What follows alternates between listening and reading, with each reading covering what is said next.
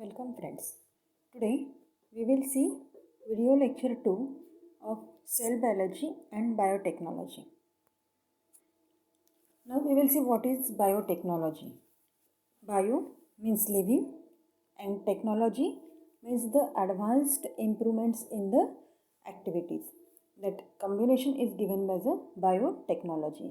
Means what are the advanced characteristics are developed in the living organism and how they will get developed. All that things we have to see in this biotechnology. Now how we will define this biotechnology? The technology that brings about artificial genetic changes and hybridization in organisms for human welfare is called biotechnology. Means जो भी characteristics अच्छे हैं जो हमें चाहिए ऐसे jeans या genetic material उस लिविंग ऑर्गेनिज्म में या फिर एनिमल्स में या फिर जो भी सीड्स हमें चाहिए उसमें अगर हम लोग उसमें डालते हैं उसमें हम लोग लेकर आते हैं तो इट इज़ उसको अच्छे हाइब्रिड हमें यहाँ पर मिलेगी या अच्छा रिजल्ट्स हमें यहाँ पर मिलता है जो हमारे लिए यूज़फुल है उसको हम लोग बोलते हैं उस पूरे टेक्नोलॉजी को हम लोग बोलते हैं biotechnology. Now cytology, biochemistry, molecular biology and genetic engineering ये सभी बायोटेक्नोलॉजी के डिफरेंट ब्रांचेस हैं. वैसे ही in the field of agriculture and pharmacy दोनों में भी इस बायोटेक्नोलॉजी ने बहुत ज़्यादा प्रोग्रेस किया हुआ है and that is for the betterment of the living organisms and specially human beings. अब बायोटेक्नोलॉजी से क्या हुआ है जो एग्रीकल्चरल यील्ड है जो भी क्वांटिटी हमें मिल रही है वो यहाँ पर बढ़ गई है. Production of high class varieties of crops अच्छे क्वालिटी का जो भी ग्रेन है या फ्रूट्स हैं वो हमें मिल रहे हैं. ऐसे ही टिश्यू कल्चर से जो निकालते हैं products that is also because of this biotechnology. Then pharmaceutical experiments to produce antibodies vitamins and hormones like insulin are taking support to biotechnological principles. ठीक है इसमें भी ये हमें बहुत ज़्यादा इम्पॉर्टेंट होता है. These are the applications of biotechnology. कहाँ कहाँ पर हम लोग उसे यूज़ करते हैं या कहाँ पर उसका एक योगदान हमें यहाँ पर मिला हुआ है. Now we will see main areas included in biotechnology. कहाँ पर ये बायोटेक्नोलॉजी हमने यूज़ किया है. तो सबसे पहले हम देखते हैं यहाँ पर माइक्रोबायोलॉजी. माइक्रोबायोलॉजी मीन्स हमें पता है स्टडी ऑफ माइक्रो ऑर्गेनिजम्स. तो ये जो माइक्रो ऑर्गेनिजम्स हैं ये हम लोग उसकी एबिलिटीज़ चेक करते हैं to form yogurt from the milk and alcohol from molasses. ये दोनों प्रोसेसेस हमने जो लास्ट चैप्टर था इंट्रोडक्शन टू माइक्रो ऑर्गेनिजम्स यहाँ पर हमने डिटेल में उसे पढ़ा हुआ है. बट ये जो टेक्निक आई हुई है that is comes from this biotechnology. Then biochemistry by increasing the productivity of the specific cell to manufacture antibiotics and vaccines etc. Antibiotics क्या होते हैं वैक्सीन्स क्या होते हैं ये हम लोग आगे की स्लाइड्स में पढ़ेंगे. उसमें ये वैक्सीनेशन डिटेल में दिया हुआ है. देन बायोमोलिकुलर माइक्रोबायोलॉजी उसमें बायोमोलिक्यूल्स जो होते हैं जैसे डीएनए है हमारे इसमें या प्रोटीन्स हैं जो ह्यूमन के एडवांस डेवलपमेंट के लिए यूज़ में आते हैं.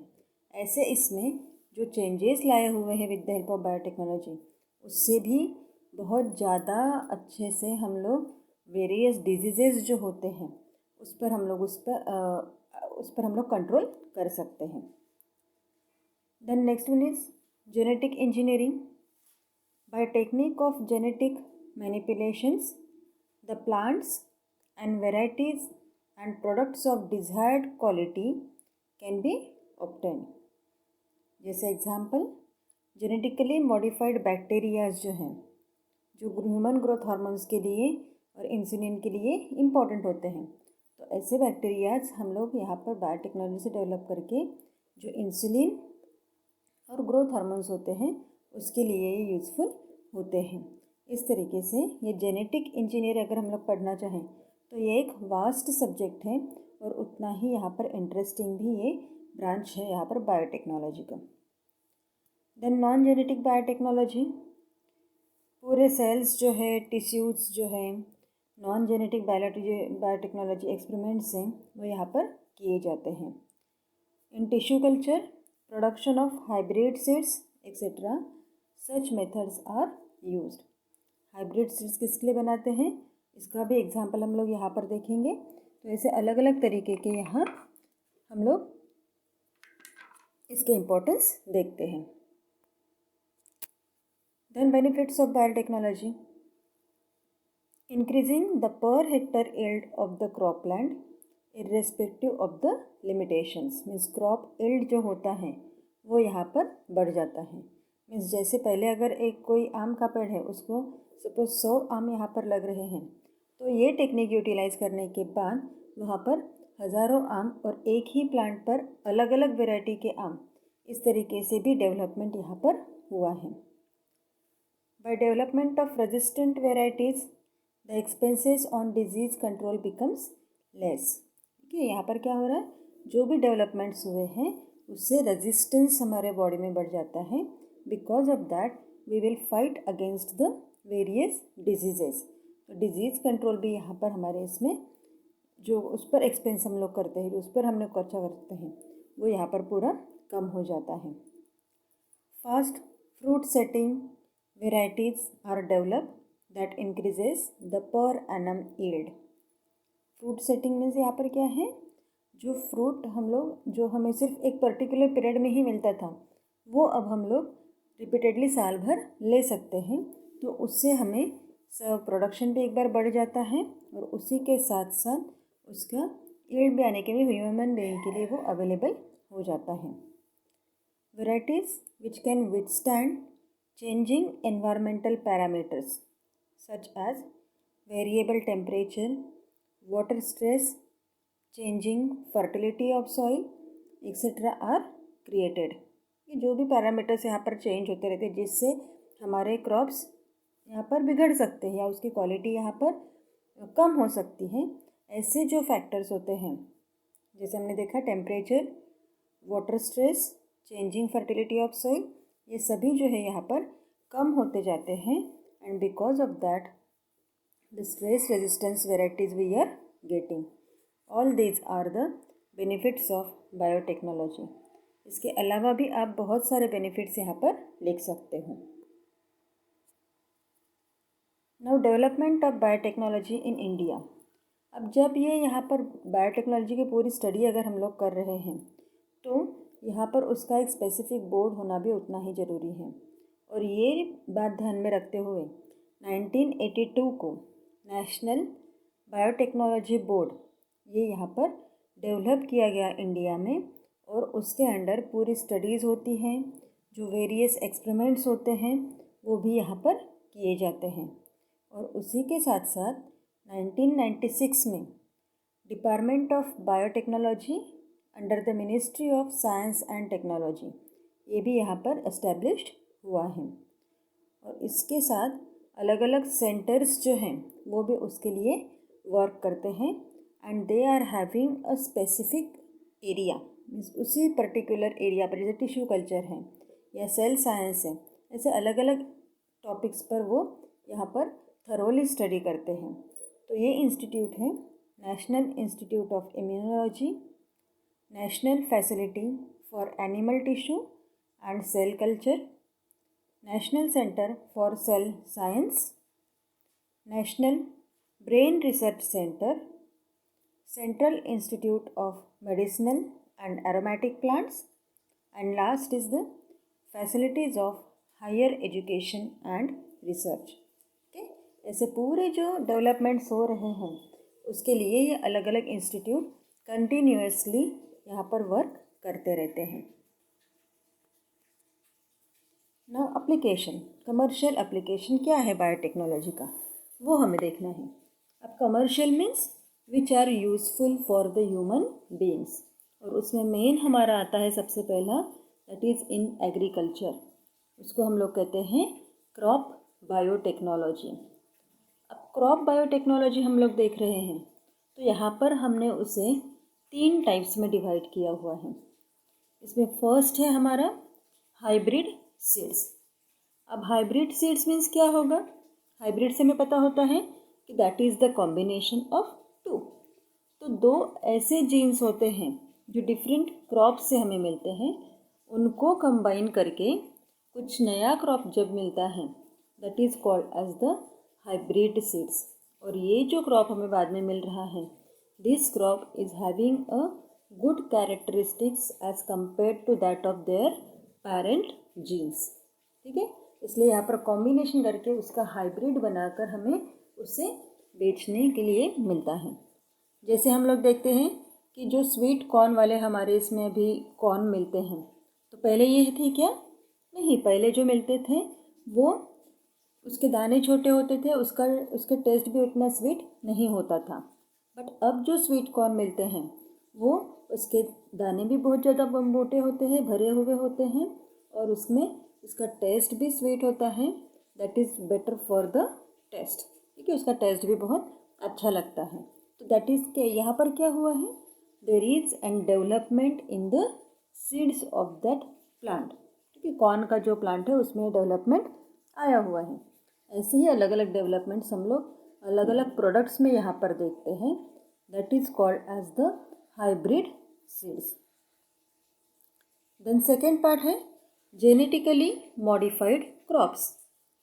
अब जेनेटिकली है मीन्स हमें यहाँ पर पता चल जाएगा इसमें क्या होता होगा, जीन यहाँ पर ऐड किया हुआ है जीनोम में। ठीक है, तो जो भी क्रॉप यहाँ पर डेवलप हुआ है जिसके अंदर अच्छे कैरेक्टरिस्टिक्स हैं, तो उसमें कोई फॉरेन जीन मीन्स बाहर से और कोई जीन वहाँ पर ऐड करते हैं विद देयर जीनोम। ठीक है, crops developed with desired characters by integrating foreign gene with their genome are called genetically modified crops.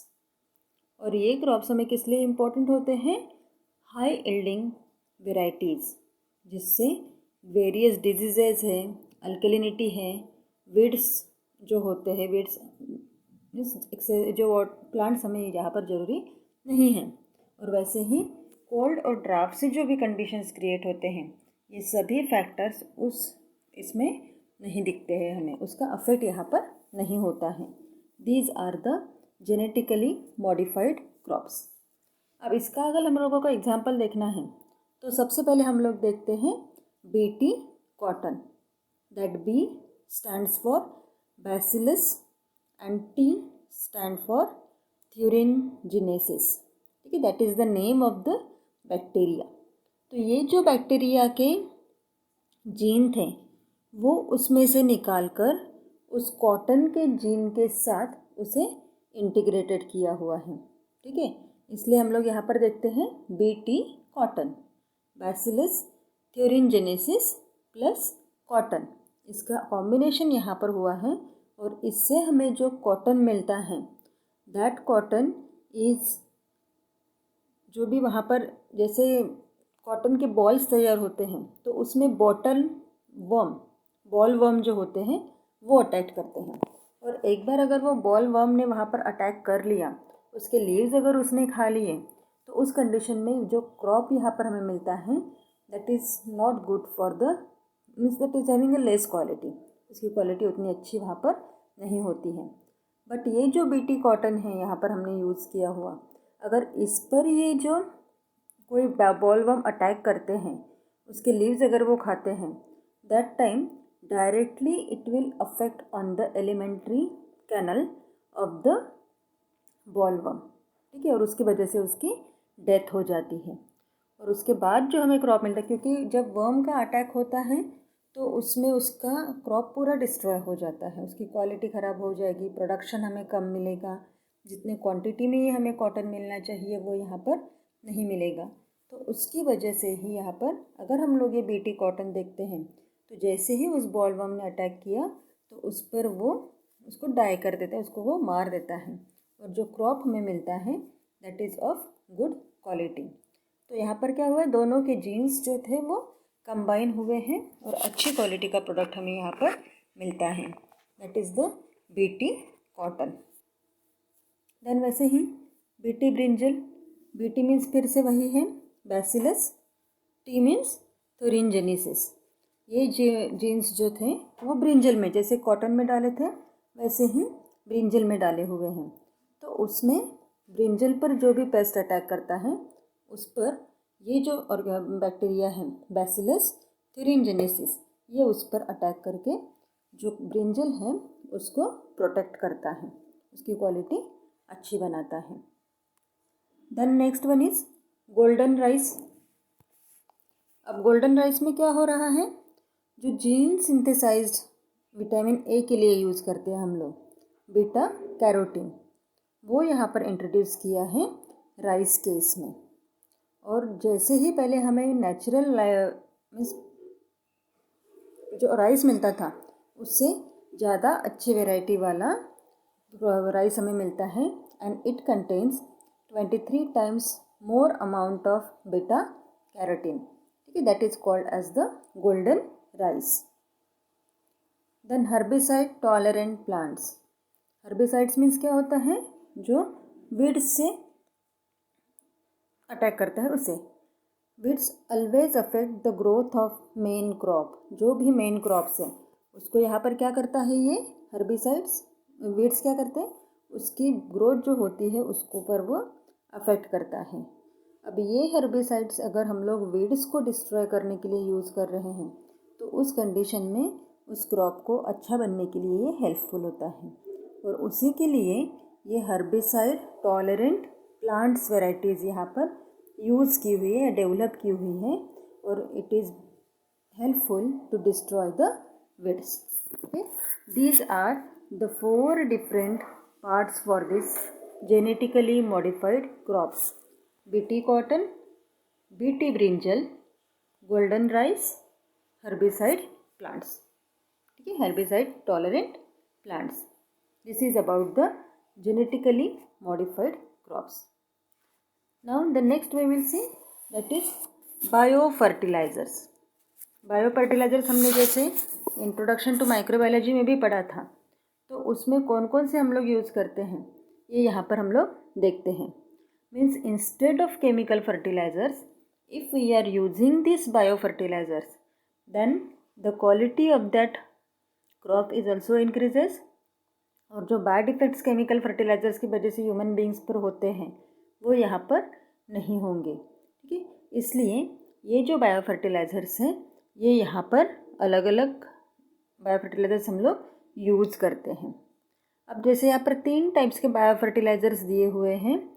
First है एजोला। एजोला के प्लांट्स होते हैं and these are used as a biofertilizer. Rhizobium azotobacter, ये हमें पता है nitrogen fixation के लिए एंड फॉस्फेट सोल्यूबलाइजेशन के लिए हम लोग राइजोबियम एज़ोटोबैक्टर यूज़ करते हैं। और वैसे ही एनाबिना नॉस्टॉक जो हैं वो ये भी यहाँ पर हमने यूज़ किया है एज अ बायो फर्टिलाइज़र और इसकी वजह से जो भी प्रोडक्शन हो रहा है वो अच्छे तरीके से होता है। It will helpful for the development of the crops. This is about the crop biotechnology. That is one of the application of biotechnology in the field of agriculture.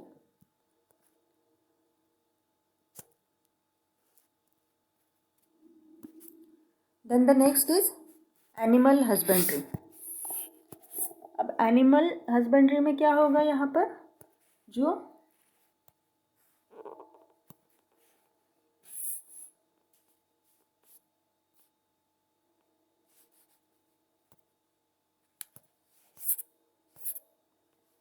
Animal husbandry में यहाँ पर 2 मेन मेथड से animal husbandry करते हैं। एक artificial इंसिमिनेशन और दूसरा embryo transfer. जैसे हम लोग देखते हैं कि जर्सी गाय हमें पता है। अब जर्सी गाय से क्या होता है, जो दूध मिलता है वो that is the more means उसमें फैट्स का परसेंटेज या प्रोटीन्स का परसेंटेज उसमें ज़्यादा होता है। तो ये जर्सी गाय मीन्स क्या होता है, that is the hybrid of the healthy means मिलती भी है वो यूपी में ऐसे उसके ये भी टाइप्स भी हमें देखने के लिए मिलते हैं। बट जनरली जो अच्छे कैरेक्टरिस्टिक्स हैं वो दूसरे इसमें इनबिल्ट अगर हम लोग करते हैं तो यहाँ पर हमें जो प्रोडक्ट मिलता है या जो गाय देखो या बाकी के एनिमल जो हमें मिल रहे हैं, that is called as the animal husbandry. और ये दो मेथड से हम लोग करते हैं, artificial insemination and embryo transfer. दोनों हमने रिप्रोडक्शन में डिटेल में पढ़े हुए हैं। Then by this method the quantity and quality of the animal products such as milk, meat and wool are both improved. यहाँ पर दो सभी ये क्वालिटीज़ जो होती हैं वो यहाँ पर इम्प्रूव्ड हो जाती है। और जो वेराइटीज़ हमें मिल रही हैं that are of stronger animal and they can perform hard work. ठीक है, जो भी वर्क उनका है वो यहाँ पर हार्ड वर्क करने के लिए ये रेडी होते हैं। That is the use of this animal husbandry. Then next is human health.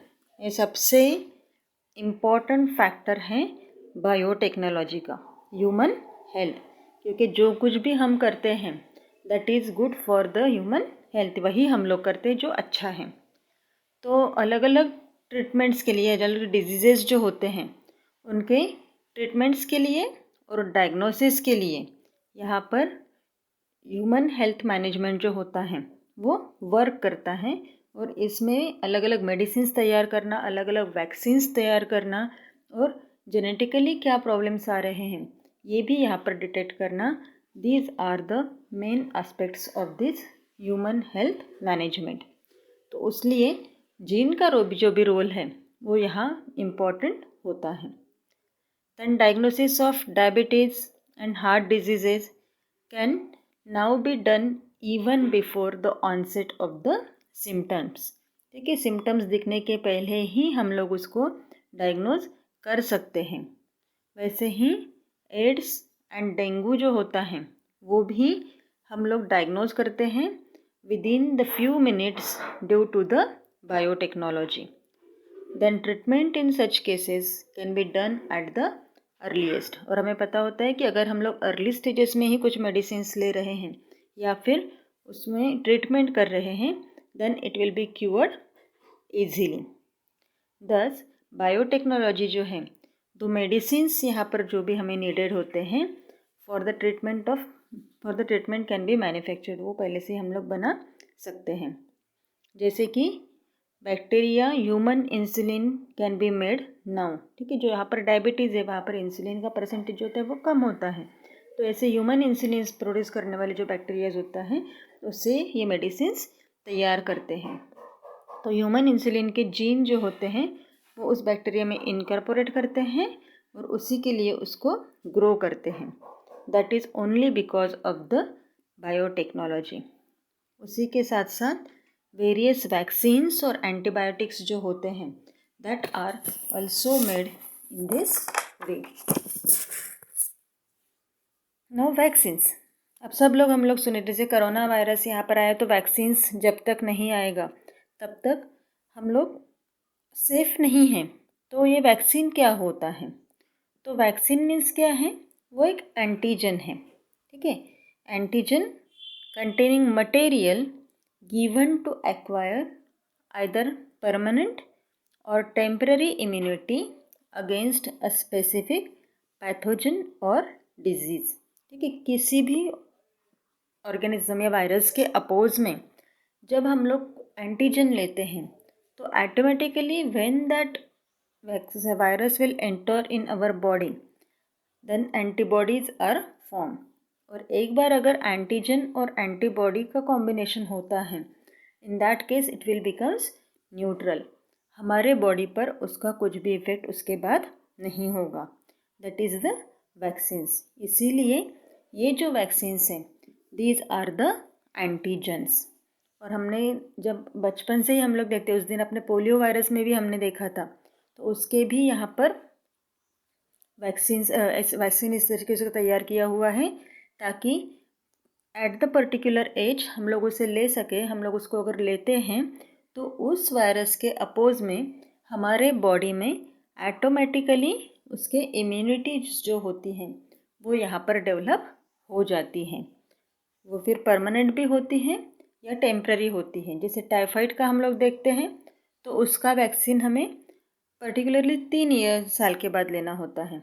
But वही अगर हम लोग पोलियो का देखते हैं तो हम लोग पोलियो मिजल्स का देखते हैं, तो अगर हम लोग 5 साल तक लेते हैं तो उसका इम्यूनिटी पावर हमारे बॉडी में तब तक रहता है, ताकि वो पैथोजन अगर हमारे बॉडी में एंटर हो रहा है that time our resistance system या इम्यूनिटी सिस्टम जो होती है वो उसके अगेंस्ट में फाइट कर सकती हैं।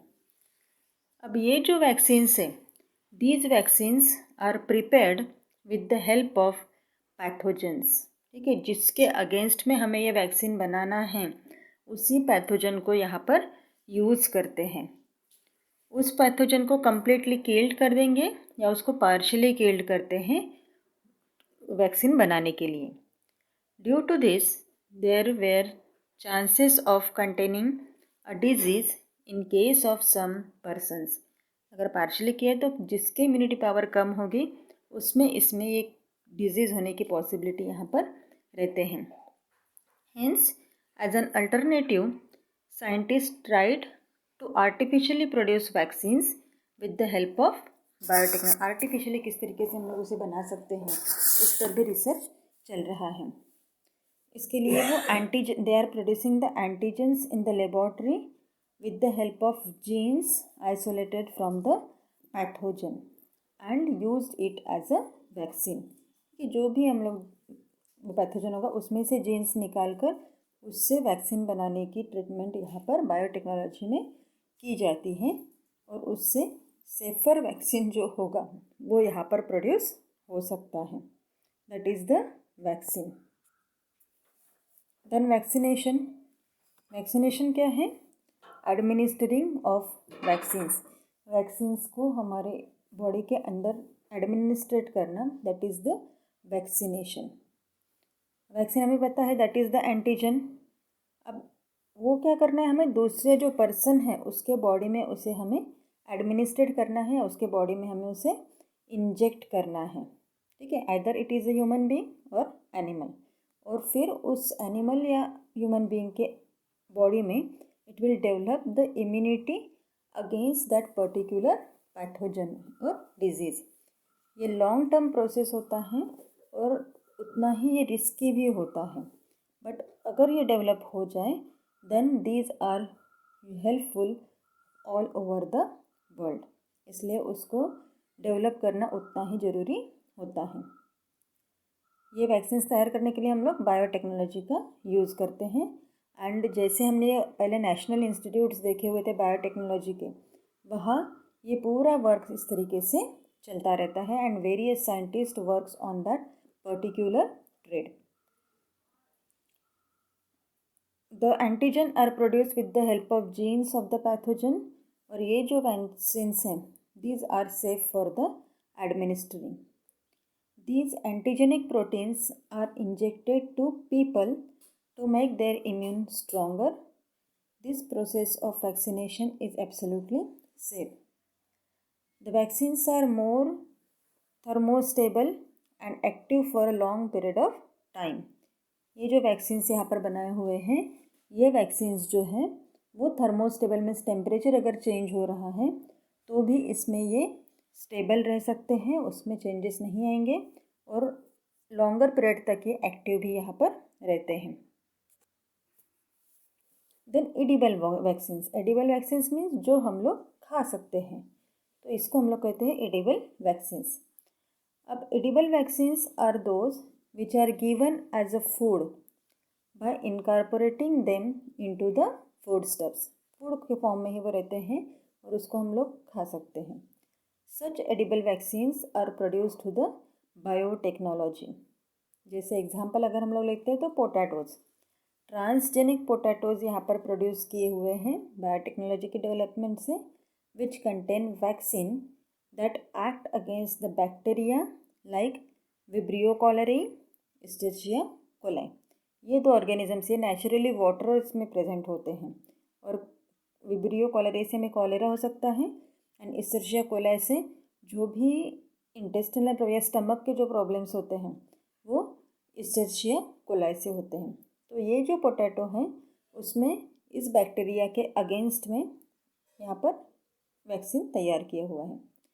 If raw potatoes are consume then the immunity is generated in the body of a person. Raw condition में ही हमें देना है। However eating only raw potatoes generates the immunity against the cholera and the disease cause due to the E coli.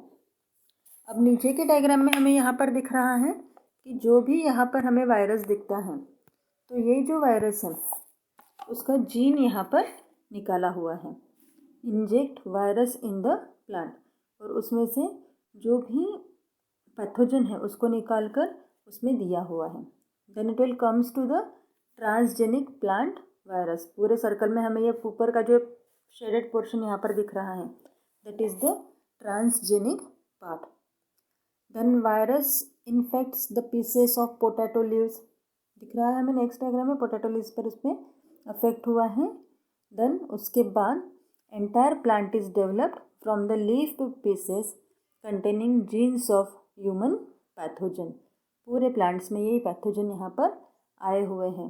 And then जो हमें यहाँ पर root में दिख रहे हैं पोटैटोज़, ये पोटैटोज़ अगर हम लोग कंज्यूम करते हैं raw potatoes, then it will develop the immunity against the vibrio cholerae and escherichia coli. उससे हम लोग इसमें डेवलप कर सकते हैं। That is the edible vaccines, जो हम लोग डायरेक्टली उसको कंज्यूम कर सकते हैं। Then treatment. अब ट्रीटमेंट में क्या है, यहाँ पर जो भी बायोटेक्नोलॉजी हम लोग हार्मोन्स यूज़ करते हैं हम लोग प्रोडक्शन ऑफ हार्मोन्स के लिए, that is insulin, somatotropins and blood clotting factors. ये सभी जो आते हैं that are in the human health. ठीक है, जैसे हमने वैक्सीन्स देखे हैं, वैक्सीनेशंस था, देन ट्रीटमेंट। नेक्स्ट है हमारा इसमें interferon. This is the group of small sized protein molecule used in treatment of wild diseases. ठीक है, जो भी यहाँ पर स्मॉल साइज प्रोटीन मॉलिक्यूल्स हमने यहाँ पर यूज़ किए हुए हैं वाइल्ड डिजीजेज के लिए। These are produced in the blood. Nowadays, with the help of biotechnology, transgenic E. coli are used for the production of interferon. Interferon के लिए कौन सा यहाँ पर यूज़ किया हुआ है, that is the E. coli use किया, transgenic E. coli। Then gene therapy, जो भी जेनेटिक डिसऑर्डर्स होते हैं उस सेल्स को रिमूव करके, जीन्स को रिमूव करके वहाँ पर न्यू जीन जब एंटर करते हैं, all that's are included into the gene therapy.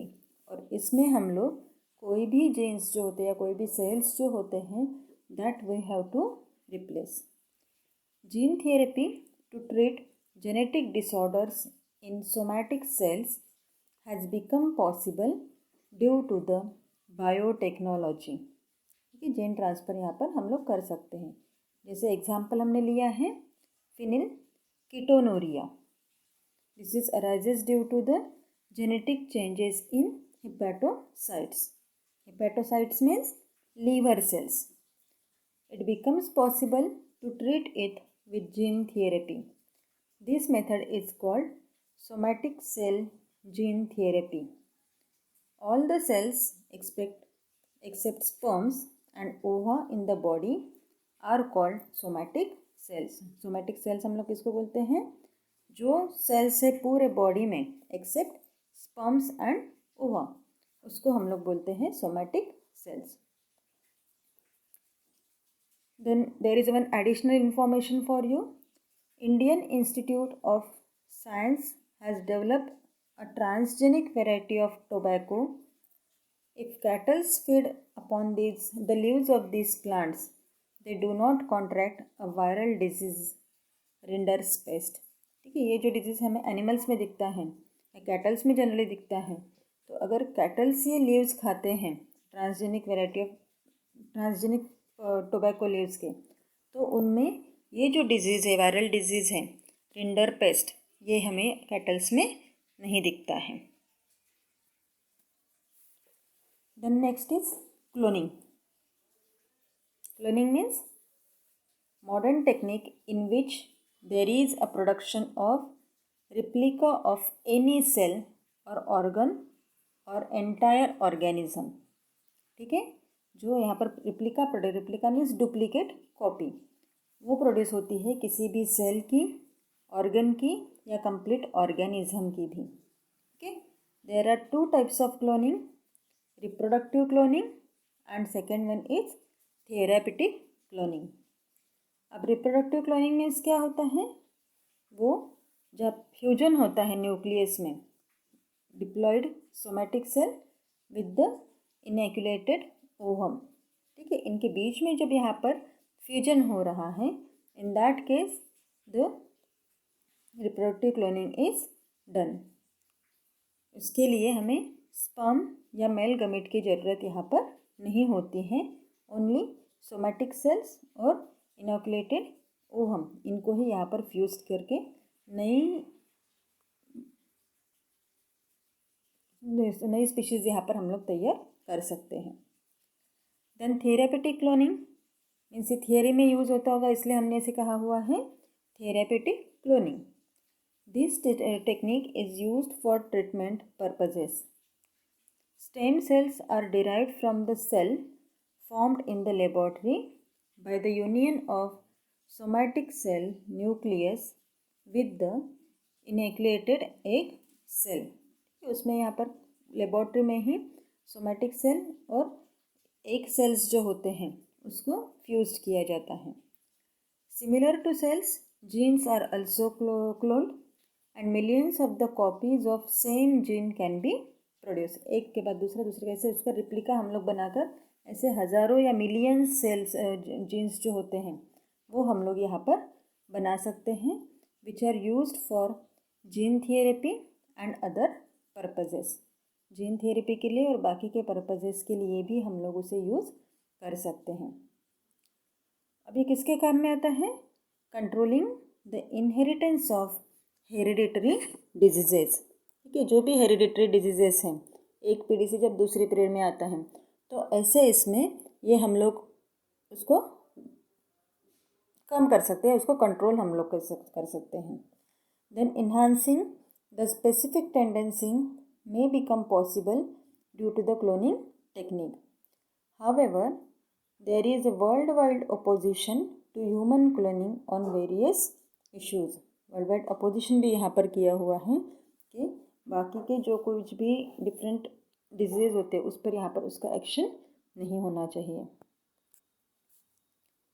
Then there are some proteins जो होते हैं जो बायोटेक्नोलॉजी से यहाँ पर हमने बनाए हुए हैं, which are fight against the various diseases.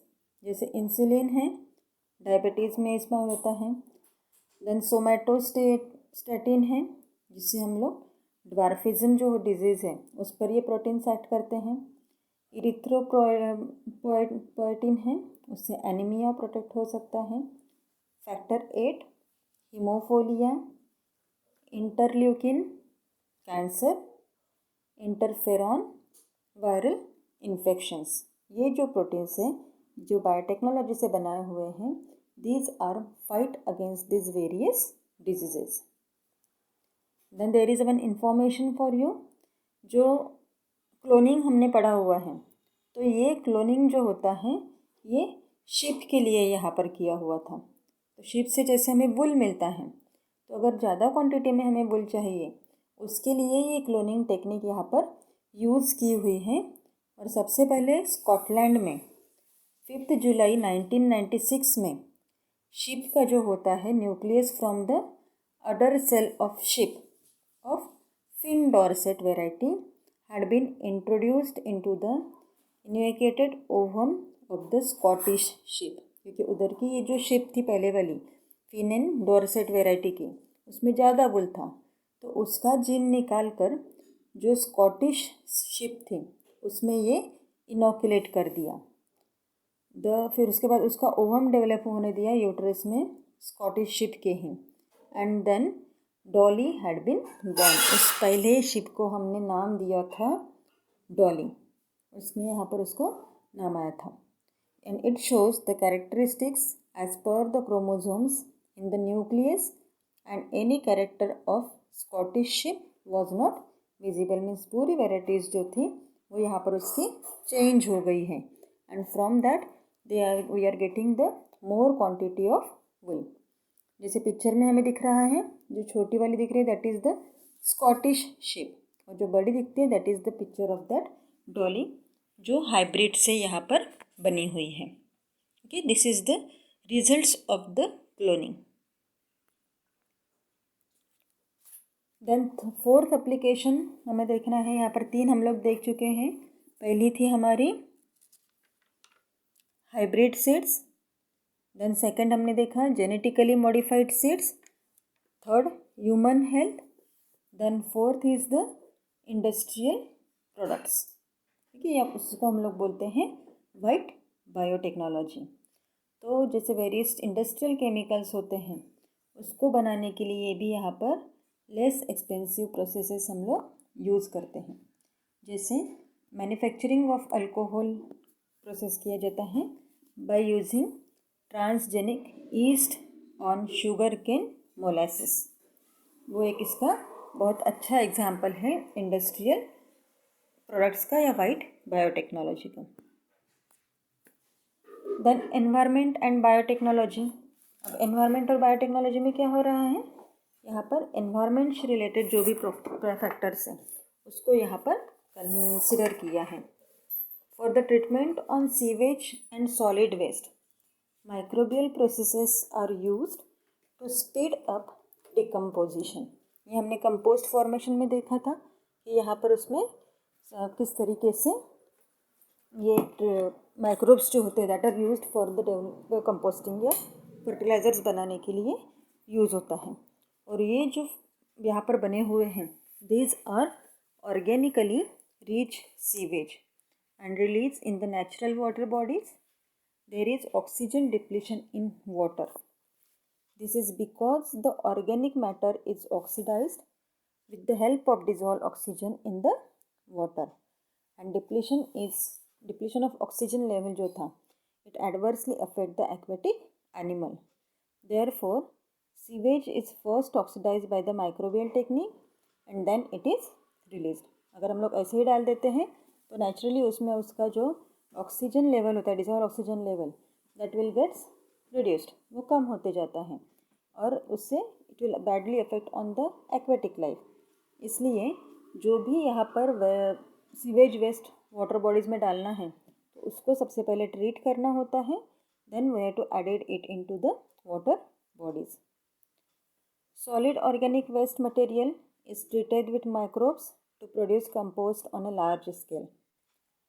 Then bioremediation is either absorption or destruction of the toxic chemicals and harmful pollutants भी जो होते हैं वो यहाँ पर हम लोग निकाल सकते हैं, and it is carried out with the help of plants and microorganisms.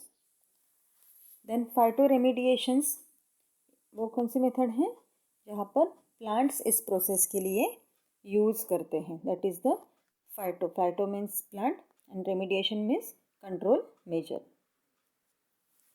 Then ऐसे कौन से प्लांट्स होते हैं जो हम लोग फाइटो रेमिडिएशन में यूज़ करते हैं, तो फर्स्ट है हमारे इसमें सीडोमोनास। अब ये सीडोमोनास जो होते हैं that are used for cleaning hydrocarbons and oil pollutants from the soil and water. Soil and water से हम लोग ये हाइड्रोकार्बन्स जो है वो निकालने के लिए ये सीडोमोनास यूज़ कर सकते हैं।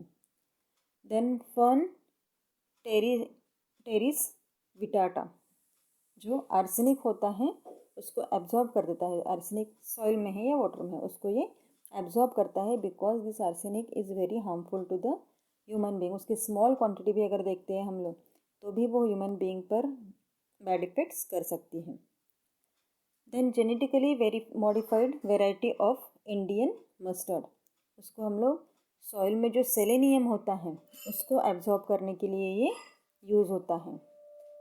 Sunflower absorbing uranium and arsenic. Then bacterium deinococcus radiodurans, वो रेडिएशन रेजिस्टेंट ऑर्गेनिज्म जो होते हैं वो एब्जॉर्ब करते radiations from radio active debris, जो भी रेडियो एक्टिव वेस्ट है उसमें से रेडिएशन एब्जॉर्ब करने का काम ये बैक्टीरियम करते हैं deinococcus radiodurans. Then grasses like अल्फाल्फा clover and rye that is used as a phyto remediations, उसके लिए ये यूज़ होता है। These are the various plants which are used as a phytoremediation. Then next is food biotechnology. Food biotechnology means कहीं ना कहीं हम लोग इसको ये फूड में यूज़ कर रहे हैं। The microorganisms are used for the manufacturing of food items like bread, cheese, wine, beer, yogurt, vinegar, soya sauce, etc. All such processes are included in food biotechnology, जो हमने लास्ट इसमें introduction to biology में भी पढ़ा हुआ था। तो ये जो सभी टेक्निक्स यहाँ पर अलग अलग डेवलप हुई हैं, that is because of this biotechnology. Then next is DNA fingerprinting. Fingerprinting हमने सुना होगा, जैसे हम लोग आधार कार्ड में देखते हैं तो वहाँ पर भी हमारे फिंगरप्रिंट्स लेते हैं। मोस्ट ऑफ द जगह पर जहाँ कहीं पर डिटेक्टिव केसेस होते हैं वहाँ पर भी फिंगरप्रिंट्स चेक करते हैं, क्योंकि ये जो फिंगरप्रिंट्स हैं वो एक हमारा यूनिक कैरेक्टरिस्टिक्स होता है, जो सिर्फ इसके जो फिंगरप्रिंट्स हैं, एक पर्सन के जो फिंगरप्रिंट्स हैं वो दूसरे पर्सन के फिंगरप्रिंट्स के साथ यहाँ पर मैच नहीं हो सकता है। तो ये किसके ऐसा है, तो इससे डीएनए जब होता है, it is related with the DNA, तो डीएनए फिंगरप्रिंटिंग में भी इसका यूज़फुल होता है। जैसे फॉरेंसिक लेबॉर्ट्रीज में इसका बहुत ज़्यादा इम्पोर्टेंस है, किसी क्रिमिनल केस में भी इसमें बहुत ज़्यादा उसका इम्पोर्टेंस होता है, ताकि जो भी क्रिमिनल उसको पकड़ने के लिए यहाँ पर हेल्पफुल हो सकते हैं। जैसे फादर टू चाइल्ड देखना है, उसमें भी इसका डेवलपमेंट बहुत ज़्यादा है। And this research is perform in the centre for DNA fingerprinting and diagnostics Hyderabad में इसका सेंटर है। वहाँ पर ये जो डीएनए टेस्टिंग होता है वो यहाँ पर पूरा कैरिड आउट होता है। Then cleaning of oil spillage in ocean, ये भी हमने इंट्रोडक्शन टू माइक्रोबायोलॉजी में पढ़ा हुआ था। ऑयल स्पिलेज ओशन में जो होता है, जैसे ऑयल माइंस से हो रहा है या बाय द एक्सीडेंटली अगर हो रहा है, तो ये जो कुछ भी पूरा यहाँ पर ऑयल स्पिलेज हुआ है उससे एक्वेटिक लाइफ अफेक्ट होता है, मरीन लाइफ जो भी होता है वो यहाँ पर अफेक्ट होता है। तो उसको क्लीन करना विदाउट हार्मिंग एनवायरनमेंट, ठीक है, ये हमें यहाँ पर पॉसिबल हुआ है only because of multiplying the oil digesting bacterias, ठीक है, उनका नंबर बढ़ाने की वजह से ही सिर्फ हम लोग इसको ऑयल स्पिलेज को क्लियर कर सकते हैं, उसको क्लीन कर सकते हैं विदाउट अफेक्टिंग द इन्वायरमेंट। और इसको हम इंडियन बॉर्न अमेरिकन सिटीज़न जो हैं और साइंटिस्ट भी हैं डॉक्टर आनंद मोहन चक्रवर्ती, उन्होंने यहाँ पर फर्स्ट टाइम ये सजेस्ट किया था उस माइक्रोब के लिए। And the naturally the credit for this discovery goes to him, doctor Anand Mohan Chakrabarty, उनको इसका क्रेडिट मिलता है। Okay, that is the cleaning of oil spillage in ocean, and this complete video lecture is for the biotechnology.